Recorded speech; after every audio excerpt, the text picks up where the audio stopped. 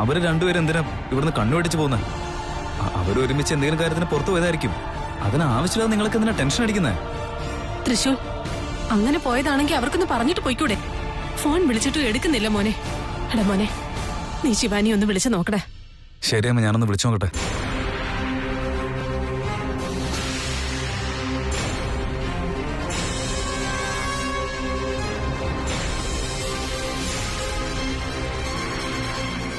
എന്താ ഫോൺ എടുക്കാത്തവര്? തൃശൂൽ, ഒന്നുകൂടി വിളിച്ചു നോക്ക്. ശരി. ഇല്ല മാം, അവര് ഫോൺ എടുക്കുന്നില്ല. എന്റെ ഈശ്വര, ഇവിളിത് എവിടെ പോയി കിടക്ക്? ഞാൻ എന്താ ഇപ്പൊ ചെയ്യാ? അമ്മേ, എന്താ ഇത്? അവരെന്താ ഈ വീട്ടിൽ നിന്ന് ആദ്യമായിട്ടാണോ പുറത്തേക്ക് പോകുന്നത്? അല്ലല്ലോ. ഫോൺ എടുത്തില്ല എന്ന് കരുതി ഇങ്ങനെ പേടിക്കേണ്ട കാര്യം എന്താ? എടി പങ്കു, ഇതിന്റെ പേരിൽ അടി കിട്ടുവാണെങ്കിൽ നമ്മുടെ മേക്കപ്പ് ഇളകും, വിക്കും പറഞ്ഞു പോകും. ബോണസായിട്ട് കയ്യും കാലും ഓടിച്ചു കളയും. അമ്മ, അവര് തീർച്ചയായിട്ടും തിരിച്ചു വരും, പേടിക്കാതിരിക്കേ. പേടിക്കുക തന്നെ വേണം തൃശൂൽ. ഇന്നലെയെല്ലാം അവളുടെ പ്രേമത്തെക്കുറിച്ച് തന്നെയല്ലേ നമ്മൾ സംസാരിച്ചത്? എന്ന് പറഞ്ഞ ഈ പറഞ്ഞു വരുന്നതിന്റെ അർത്ഥം എന്താ? നമ്മുടെ വീണ നമ്മളെല്ലാം വിട്ട് ഒളിച്ചോടി പോയെന്നോ? അങ്ങനെയല്ല എന്ന് പറയാൻ നിന്റെ കയ്യിൽ വേറെ എന്തെങ്കിലും കാരണമുണ്ടോ? ഞാനിങ്ങനെയൊക്കെ പറഞ്ഞത് അവൾക്ക് അറിവില്ലാത്ത പ്രായോ? ഞാൻ മാത്രമാണ് ശരി, ലോകത്തിലെ മറ്റെല്ലാം തെറ്റാണെന്ന് തോന്നുന്ന ഒരു പ്രായമാണിത്. പ്രേമം എന്ന വൈറസ് മനസ്സിലെങ്ങാനും കയറി കൂടിയാ പിന്നെ വീട്ടുകാര്, സ്വന്തക്കാര്, ബന്ധുക്കാര്, ബന്ധങ്ങള്, അങ്ങനെ എല്ലാം തന്നെ ഡിലീറ്റ് ആയി പോയിക്കോളും. അവസാനം ബാക്കിയാവുന്നത് പേരിന് പോലും വേണ്ടാത്ത ഒരു പ്രേമം മാത്രമായിരിക്കും. അല്ല, ഈ വീട്ടിൽ ഇത്രയും ആളുണ്ടായിരുന്നില്ലേ? അവൾ എവിടെയാ പോയെന്ന് ആർക്കും അറിയില്ലെന്നാണോ? മാത്രമല്ല, അവളെ കാണാതായതിനെ പറ്റി ഒരു സംശയം പോലും ആർക്കുമില്ല. രാവിലെ അവരെ കണ്ടപ്പോഴേ എനിക്ക് സംശയം തോന്നിയിരുന്നു. എന്ത് സംശയം? അതിരാവിലെ ശിവാനി മാഡവും വീണ മാഡവും കൂടി ഇവിടുന്ന് പോന്ന കണ്ടു.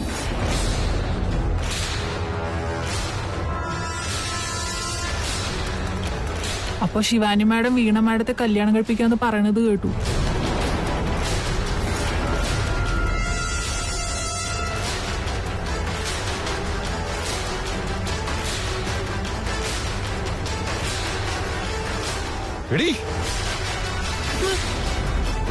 ഈ വിഷയം നിനക്ക് അറിയാഞ്ഞിട്ടും നീ എന്തുകൊണ്ട് ആദ്യം പറഞ്ഞില്ല? മുതലാളി, അത് തമാശയാന്നാ കരുതിയത്. തമാശ അത്രേ.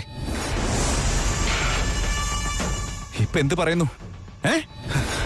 ഇപ്പൊ എന്ത് പറയുന്നു? ഇതിന് ഉത്തരം പറയേ. ഉത്തരം പറയടാ. ധനഞ്ജയ, നീ എന്താ ഈ പറയുന്നേ? നമ്മുടെ ശിവാനി അങ്ങനെ ഒന്നും ചെയ്യില്ല. ഇത്രയും ചെയ്ത് കാണിച്ചിട്ടും ഇനി അവള് ചെയ്യുമെന്ന് ചോദിക്കുകയാണമ്മേ. അങ്ങനൊന്നും ആയിരിക്കില്ല. എന്റെ ശിവാനി അങ്ങനെയുള്ള ഒരാളല്ല. അതേടാ, നിന്റെ ശിവാനി അങ്ങനെ ആയിരിക്കില്ല. പക്ഷെ ഇപ്പൊ കൊണ്ടുവന്ന ശിവാനി നീ കരുതുന്നത് പോലെ അല്ല. നോക്ക്, ഫോൺ ചെയ്യ അവൾക്ക്.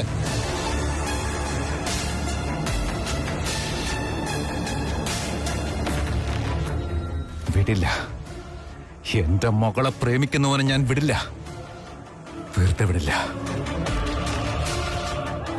ഇതിനൊക്കെ കാരണക്കാരിയായി അവളെയും വിടില്ല. ഒരു കാരണവശാലും രണ്ടുപേരെയും ബാക്കി വെക്കില്ല. ബോലനാഥ, ഋഷിമുനികളുടെ ആരാധ്യദേവ, കാലം കഴിഞ്ഞ് കാലടികളിലെ മണ്ണൊലിച്ചുപോയി സത്യോത്ഭവമാകുന്ന കാലം വന്നിരിക്കുന്നു മഹേശ്വര. എത്ര ദിവസമായി നിന്റെ മൗനം തുടരുന്നു? സംസാരിക്കേണ്ട സമയമായിരിക്കുന്നു മഹേശ്വര. ആ സമയം ഇപ്പോൾ തുടങ്ങിയിരിക്കുന്നു. ജീവിതത്തിന്റെ പാഠം പഠിപ്പിക്കണമെന്ന തീരുമാനമെടുത്തിരിക്കുന്നു മഹേശ്വര. കള്ളമെന്ന മരത്തിൽ സത്യത്തിന്റെ കോടാലി വീണിരിക്കുന്നു. നിഴലുകളെല്ലാം നീങ്ങി യഥാർത്ഥ രൂപം വരുവാൻ ഇനി എത്ര സമയം വേണം മഹേശ്വര?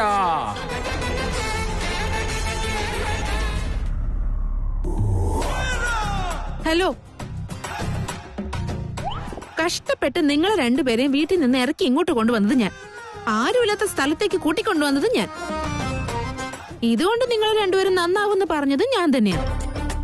ഇത്രയൊക്കെ കഷ്ടപ്പെട്ടിട്ട് ഞാൻ നോക്കുമ്പോ രണ്ടുപേരും ഇവിടെ ഇരുന്ന് അങ്ങ് റെസ്റ്റ് എടുക്കുകയാണല്ലോ. താങ്ക്സ് ഏട്ടത്തി, ഞങ്ങൾക്ക് വേണ്ടിട്ട് ഇത്രയധികം റിസ്ക് എടുത്തതിന്. എടുത്തല്ലേ പറ്റൂ മോളെ, അതല്ലാതെ വേറെ വഴിയില്ലല്ലോ. എല്ലാവരും നമ്മുടെ സ്വന്തമാണെന്ന് കരുതി സഹായിച്ചാലേ നമുക്ക് എന്തെങ്കിലുമൊക്കെ കിട്ടുള്ളൂ. അല്ല, ഇപ്പൊ എന്താ ചെയ്യേണ്ടത്? കല്യാണം കഴിക്കണം, അത് തന്നെയാണ് ബെസ്റ്റ്.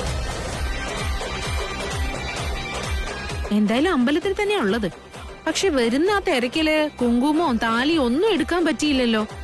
ആ, ഒരു കാര്യം ചെയ്യാം, നിങ്ങൾ ഇവിടെ തന്നെ ഇരിക്കെ, ഞാൻ വേഗം പോയിട്ട് താലിയും മാലയും കുങ്കുമവും ഒക്കെ വാങ്ങിച്ചോണ്ടെങ്കിൽ വരാം. ഏട്ടത്തി, താങ്ക് യു ഏട്ടത്തി.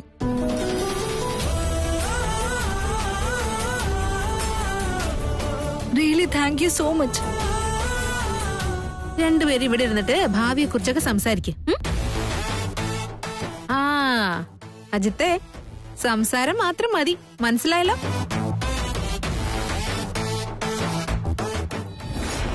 നിങ്ങള് മന്ത്രവിദ്യയിൽ പ്രാവീണ്യമുള്ളവരാണ്, മന്ത്രതന്ത്രങ്ങളിലും നിപുണതയുള്ളവരാണ്. ശവമായ എന്റെ ജീവിതത്തിൽ മറുരൂപം തന്നവരാണ്. അങ്ങനെയുള്ള നിങ്ങൾക്ക് എന്റെ മകൾ എവിടെയുണ്ടെന്നറിയാൻ ഒരു ബുദ്ധിമുട്ടും ഉണ്ടാവില്ല. എനിക്ക് എന്റെ മകൾ എവിടെയാണെന്ന് അറിയണം. ഒരു കാരണവശാലും അവർ തമ്മിലുള്ള വിവാഹം നടക്കാൻ പാടില്ല. എതിർദിശയിലുള്ള ശത്രുക്കളെ എതിർക്കാൻ എളുപ്പമാണ്. എന്നാൽ നെഞ്ചിലുള്ളവർ തന്നെ ശത്രുക്കളായാൽ പോരാട്ടം വളരെ കഷ്ടമായിരിക്കും. ഇപ്പൊ തന്നെ ആ നാഗറാണിയോട് പോരാടി എന്റെ ജീവിതം താറുമാറായി. ഇനി ഇവളും കൂടി അവനെ കല്യാണം കഴിച്ച് അവന്റെ കൂടെ ചേർന്ന നോ, എന്റെ ഈ ജീവിതകാലം മുഴുവൻ ശത്രുക്കളോട് പോരാടി തീർന്നു പോകും. ദയവ് ചെയ്ത് എന്തെങ്കിലും ചെയ്ത് എന്റെ മകൾ എവിടെയാണെന്നെങ്കിലും പറഞ്ഞതാ. ഇപ്പോൾ എന്ത് വേണം? നിന്റെ മകൾ എവിടെയാണെന്ന് കണ്ടെത്തി തരണം, അത്രയല്ലേ ഉള്ളൂ. അത് മാത്രമാണ് ഇപ്പോഴത്തെ എന്റെ പ്രശ്നം. ശരി, ദാക്ഷായണി മാർഗബന്ധുവിനെ ആവാഹിക്കുക എന്നത് മാത്രമാണ് നമ്മുടെ മുന്നിലുള്ള വഴി.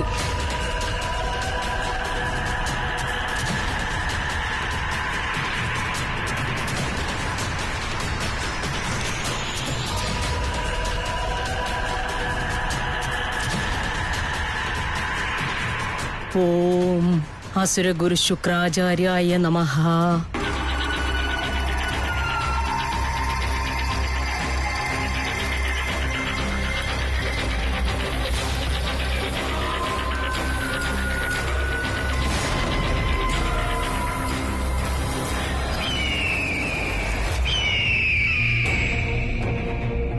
പോകൂ മാർഗബന്ധു, ദിഗ്വിജയന് വഴി കാണിച്ചു കൊടുക്കൂ.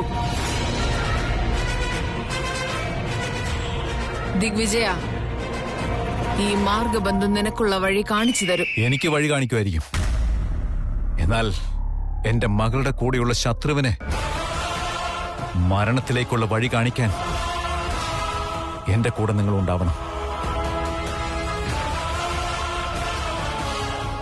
ശരി.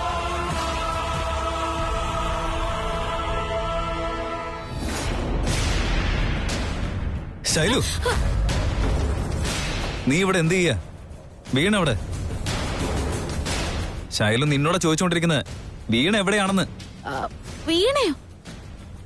ഏത് വീണ? എനിക്ക് മനസ്സിലായില്ല.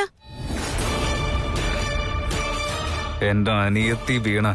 ഓഹോ, ഓ, നിന്റെ സിസ്റ്റർ ക്യാരക്ടറിന് വീണ അല്ലേ? അവളെവിടെയാണെന്നപ്പോ എനിക്കെങ്ങനെ അറിയാൻ പറ്റുന്നത്? നിങ്ങൾ രണ്ടുപേരും വീട്ടിൽ നിന്ന് ഒരുമിച്ച് പുറത്തിറങ്ങിയെങ്കിൽ അവൾ എവിടെയാണെന്ന് നീ അറിഞ്ഞിരിക്കണമല്ലോ. അത് സീറോ, എന്താ പറ്റിയെന്നറിയോ? അവള് വാക്കിംഗ് പോണോന്ന് ഭയങ്കര നിർബന്ധമായിരുന്നു. എന്നെ നമ്മുടെ വീട്ടിലെ കുട്ടിയല്ലേന്ന് വിചാരിച്ചിട്ട് ഞാൻ കൂട്ടിയിട്ട് വന്നതായിരുന്നു. അവള് നടന്നിട്ടേ അവസാനം അങ്ങ് റണ്ണിങ് തന്നെ തുടങ്ങി. പക്ഷെ ഞാൻ ഈ ശൈലു അങ്ങനെ വെറുതെ വിടുവോ? ഞാൻ അവളുടെ പുറകെ തന്നെ ഓടി. അവള് നല്ല സ്പീഡിൽ ഓടാൻ തുടങ്ങിയപ്പോ ഞാൻ അവളുടെ പുറകെ തന്നെ ചേസ് ചെയ്ത് ഓടി പിടിച്ചതായിരുന്നു.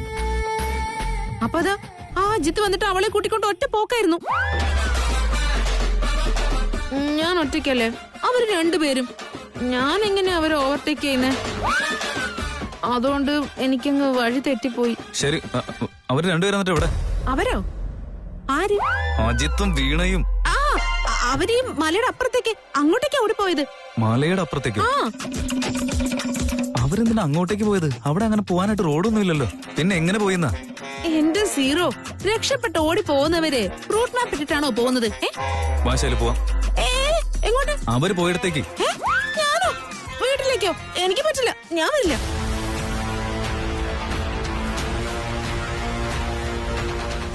അജിത്, നിന്നെ എനിക്ക് നഷ്ടപ്പെടുമെന്നുള്ളൊരു പേടിയായിരുന്നു.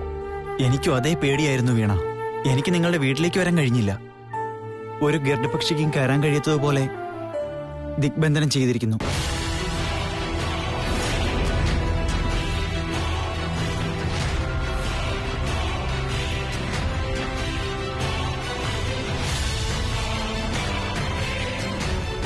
വീടിന് ചുറ്റും ദിഗ്ബന്ധനം ചെയ്തിട്ടും അവരെന്റെ മകളെ കടത്തിക്കൊണ്ടുപോയെന്ന് പറഞ്ഞ അവൻ സാധാരണക്കാരനല്ല. ഒരു കാരണവശാലും അവനെ നമ്മൾ ജീവനോട് വിടാൻ പാടില്ല. ഏട്ടത്തി നമ്മുടെ കൂടെ ഉണ്ടാവും അജിത്. എന്തെങ്കിലും പറഞ്ഞ് ഏട്ടനെ സമ്മതിപ്പിക്കും. പിന്നെ വീട്ടുകാരെ സമ്മതിപ്പിക്കുന്ന കാര്യം അത് ഏട്ടനും ഏട്ടത്തെയും നോക്കിക്കോളൂ. അച്ഛന് ഞാനെന്ന് വെച്ചാ ജീവനാ. എനിക്ക് ഇഷ്ടമുള്ളതൊന്നും അച്ഛൻ വേണ്ടെന്ന് പറയില്ല. ഇപ്പൊ എല്ലാത്തിനും തടസ്സം നിൽക്കുന്ന നിന്റെ അച്ഛനാ. എന്താ ഈ പറയുന്ന അജിത്? നമ്മുടെ കാര്യം ഇതുവരെ അച്ഛൻ അറിഞ്ഞിട്ടേ ഇല്ല. നിന്റെ അച്ഛന് നമ്മളുടെ കാര്യങ്ങളെല്ലാം അറിയാം. എന്നാ നിനക്ക് നിന്റെ അച്ഛന്റെ സ്വഭാവം അറിയില്ല. എന്താ ഇങ്ങനെ പറയുന്ന അജിത്? നിന്നോട് ഒരുപാട് കാര്യങ്ങൾ പറയാനുണ്ട്. അതിൽ കുറച്ച് കാര്യങ്ങളെങ്കിലും ഇപ്പൊ പറയാം.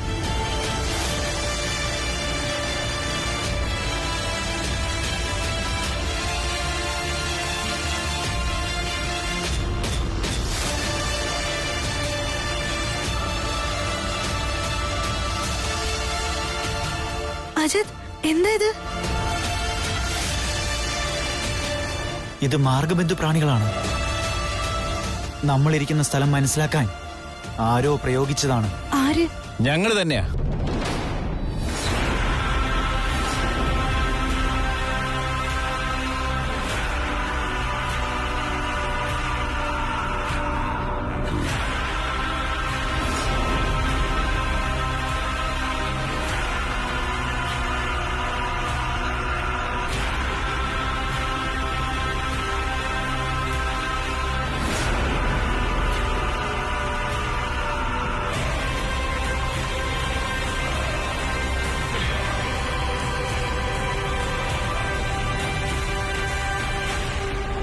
ഇവിടെ വന്നു കഴിഞ്ഞാ ഞങ്ങളാരും കണ്ടുപിടിക്കില്ലെന്ന് കരുതിയോ?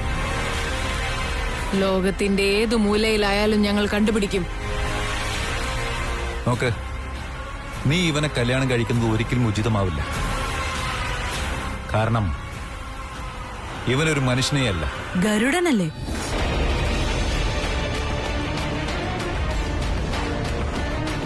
ഇവൻ ഇതൊക്കെ ആദ്യമേ എന്നോട് പറഞ്ഞിരുന്നു. ഞാൻ കല്യാണം കഴിക്കുന്നുണ്ടെങ്കിൽ അത് ഇവനെ ആയിരിക്കും. ഓഹോ, അപ്പൊ നിങ്ങൾ ഒരുപാട് മുൻപേ എത്തിക്കഴിഞ്ഞല്ലേ? എന്നുവെച്ചാ തിരിച്ചു വരാൻ കഴിയാത്ത അത്രയും ദൂരത്ത്. ഇനിയിപ്പോ എന്താണ് ചെയ്യുക? വന്ന വഴിയെ തിരിച്ചു പോയിക്കോ.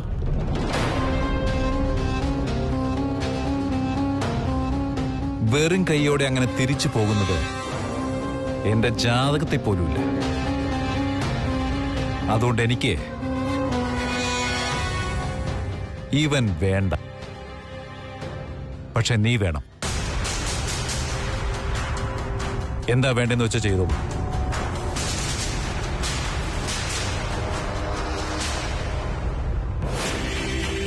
ഞങ്ങൾ എന്തിനാ ഇങ്ങനെ ഉപദ്രവിക്കുന്നേ? ഞങ്ങളൊന്ന് വെറുതെ വിട്ടൂടെ നിങ്ങൾക്ക്? അസുര ഗുരു ശുക്രാചാര്യ വിരചിത.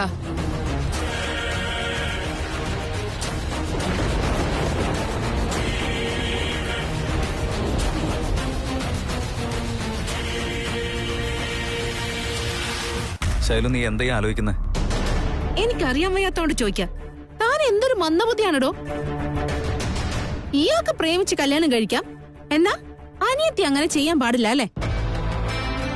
അവരുടെ പ്രണയത്തെ അംഗീകരിച്ച് അവരുടെ കല്യാണം നടത്തി കൊടുക്കേണ്ടത് നീയാണ്. അറിയോ നിനക്ക്? അതെ, ഇതെന്റെ ഉത്തരവാദിത്വം തന്നെയാ. പക്ഷെ ഇങ്ങനെ ഒളിച്ചോടി പോയി കല്യാണം കഴിക്കുന്നതിന്റെ ഉത്തരവാദിത്തം എടുക്കാനൊന്നും എന്നെ കൊണ്ട് പറ്റില്ല.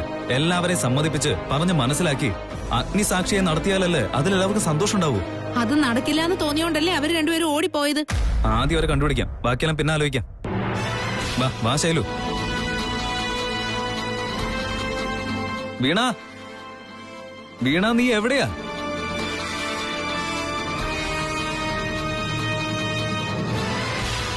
വീണ, വീണ, അജിത്,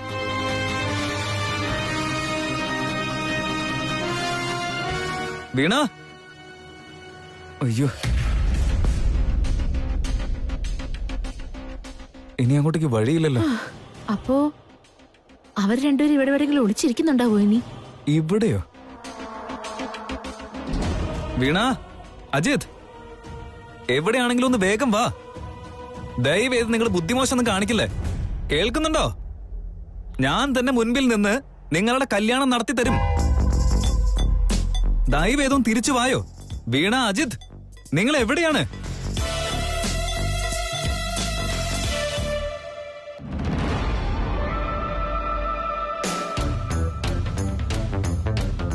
എനിക്ക് ഒരു സംശയം. എന്താ?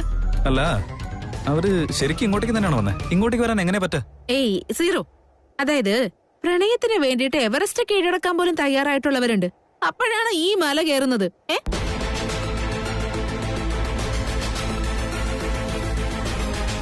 വീണ,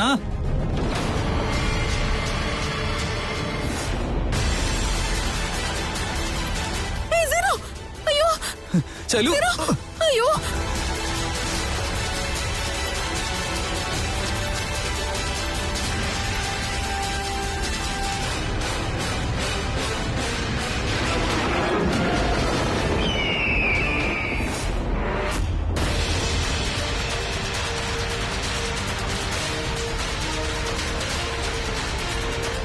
എന്താ ഇവിടെ നടക്കുന്നേ? അജിത്, എന്താ ഇത്? ചെറിയച്ച, ഇവരൊക്കെ ആരാ? ഇയാള് നിന്റെ ചെറിയച്ചനുമല്ല, ധനഞ്ജയനുമല്ല.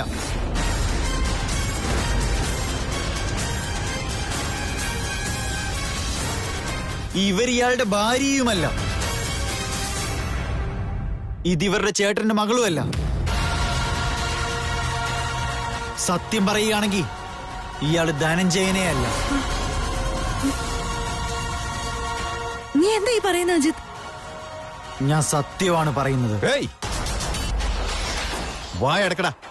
ബന്ധിച്ചിരിക്കുന്നതിന്റെ ദേഹത്തെയാണ്, നാവല്ല. വീണ, നിന്റെ അച്ഛൻ നിന്റെ പ്രാണനാണെന്ന് നീ പറയാറില്ലേ? ഈ നിൽക്കുന്നതാണ്.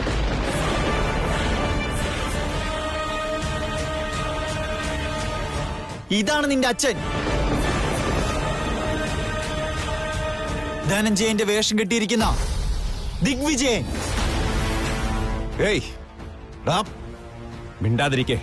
മിണ്ടാതിരിക്കുന്നതാണ് നിനക്ക് നല്ലത്. എല്ലാം പറഞ്ഞു കഴിഞ്ഞിട്ട് മിണ്ടാതിരിക്കാൻ പറഞ്ഞ എന്ത് പ്രയോജനം ദിഗ്വിജയ?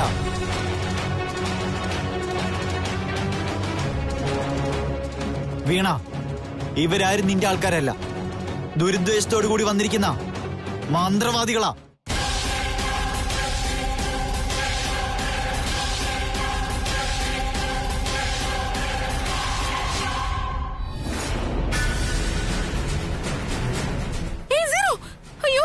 ശൈലു, അയ്യോ, ശൈലു,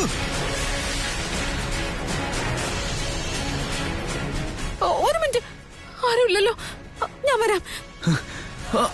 ശൈലു, ഒന്ന് വേഗം വാ. കൈയിടാ, കേറി വാ സീറോ. ഒന്ന് വേഗം ശൈലു.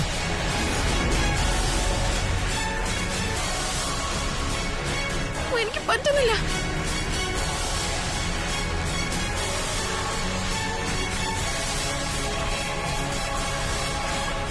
എന്താ ചെയ്യാ? അതെ സീറോ, എന്നെക്കൊണ്ട് പറ്റുന്നില്ല. ഞാൻ ആരെങ്കിലും വിളിച്ചോണ്ട് വരാം. അങ്ങനെ തന്നെ നിൽക്കുക, കേട്ടല്ലോ.